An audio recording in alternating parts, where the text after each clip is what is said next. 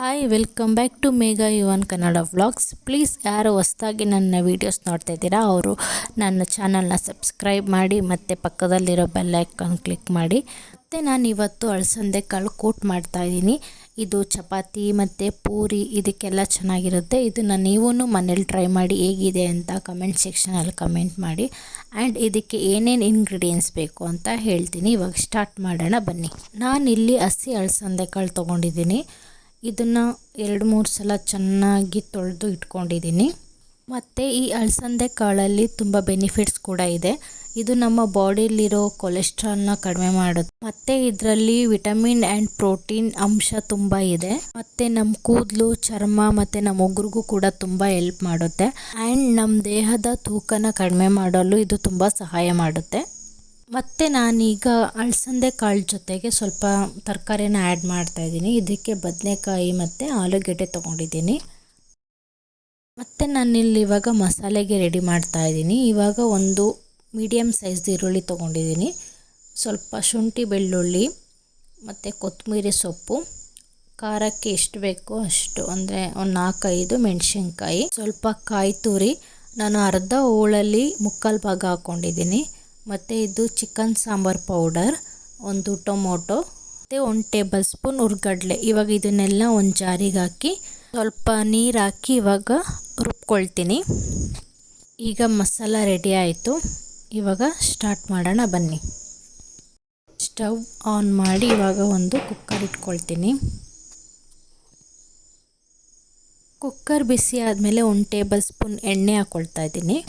ಎಣ್ಣೆ ಕಾದ್ಮೇಲೆ ಸಾಸಿವೆ, ಕರಿಬೇವು, ಇವಾಗ ಈರುಳ್ಳಿ ಹಾಕ್ತಾಯಿದ್ದೀನಿ. ಒಂದು ಈರುಳ್ಳಿಲಿ ಅರ್ಧ ತೊಗೊಂಡು ಚಿಕ್ಕದಾಗಿ ಕಟ್ ಮಾಡ್ಕೊಂಡಿದ್ದೀನಿ. ಇವಾಗ ಚೆನ್ನಾಗಿ ಫ್ರೈ ಮಾಡ್ತೀನಿ. ಸ್ವಲ್ಪ ಕಲರ್ ಚೇಂಜ್ ಆಗೋ ತನಕ ಫ್ರೈ ಮಾಡ್ತೀನಿ. ಇವಾಗ ಕಲರ್ ಚೇಂಜ್ ಆಗಿದೆ. ನೆಕ್ಸ್ಟ್ ನಾನು ಇದಕ್ಕೆ ಚೆನ್ನಾಗಿ ತೊಳೆದಿಟ್ಕೊಂಡಿರೋ ಅಲಸಂದೆ ಕಾಳು ಹಾಕ್ತಾಯಿದ್ದೀನಿ.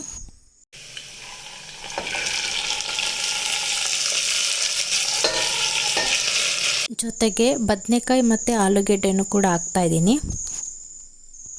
ಇವಾಗ ಹಸಿ ಸ್ಮೆಲ್ ಹೋಗೋ ತನಕ ಫ್ರೈ ಮಾಡ್ಕೊಳ್ತೀನಿ.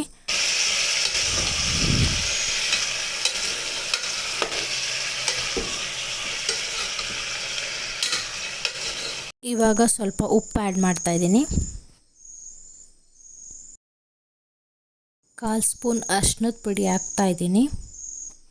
ಮತ್ತು ಫ್ರೈ ಮಾಡ್ಕೊಳ್ತಾ ಇದ್ದೀನಿ.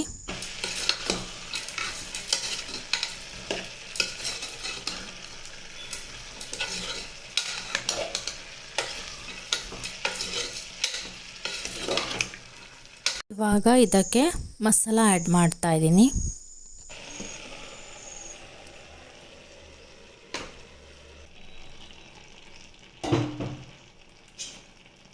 ಮಸಾಲೆದು ಹಸಿ ಸ್ಮೆಲ್ ಹೋಗೋ ತನಕ ಫ್ರೈ ಮಾಡ್ಕೊಳ್ತೀನಿ.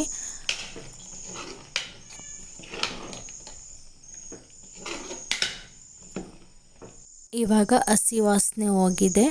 ಇದಕ್ಕೆ ನೀರು ಆ್ಯಡ್ ಮಾಡ್ಕೊಳ್ತೀನಿ. ಇದು ಕೂಟ್ ಆಗಿರೋದ್ರಿಂದ ನಾನು ಜಾಸ್ತಿ ನೀರು ಹಾಕಲ್ಲ. ಕೂಟಿಗೆ ಎಷ್ಟು ಬೇಕೋ ಅಷ್ಟು ನೀರು ಹಾಕ್ತೀನಿ. ತುಂಬ ತೆಳ್ಳಗೆ ಮಾಡಬಾರ್ದು, ತುಂಬ ಗಟ್ಟಿನೂ ಇರಬಾರ್ದು, ಮೀಡಿಯಮಲ್ಲಿ ಇರಬೇಕು.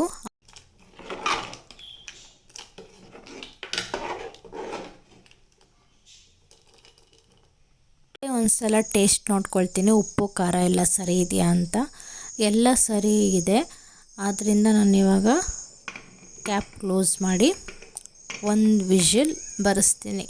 ಯಾಕಂದರೆ ಇದು ಹಸಿ ಕಾಳು ಆಗಿರೋದ್ರಿಂದ ಮತ್ತು ಒಗ್ಗರಣೆಯಲ್ಲೂ ಸ್ವಲ್ಪ ಬೆಂದಿರುತ್ತೆ. ಆದ್ದರಿಂದ ನಾನು ಇದರಲ್ಲಿ ಇವಾಗ 1 ವಿಷಲ್ ಕೂಗಿಸ್ಕೊಳ್ತೀನಿ.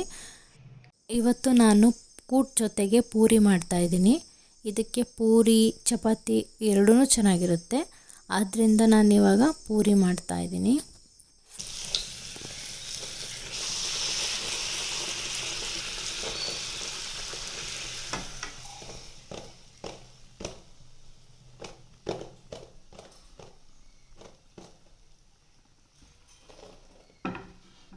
ಪೂರಿ ಮತ್ತು ಅಲಸಂದೆ ಕಾಳು ಕೂಟು ರೆಡಿಯಾಗಿದೆ.